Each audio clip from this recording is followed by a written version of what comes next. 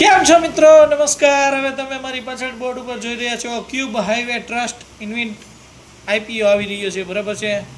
હવે આપણે આ કંપનીનો આઈપીઓ આવે છે જે 22 તારીખે આવે છે, 24 તારીખે ક્લોઝ થઈ જશે. કંપની 152 રૂપિયા લેખે 95 શેરનો લોટ આપે છે.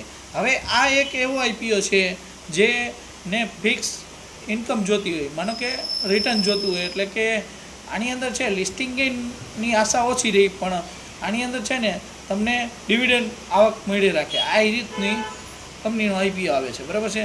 બાકી એન્જલમાં અકાઉન્ટ ખોલવું હોય તો આપણો નંબર નીચે આપેલો છે, બરાબર. આપણો કોન્ટેક્ટ કરવા વિનંતી. નમસ્કાર.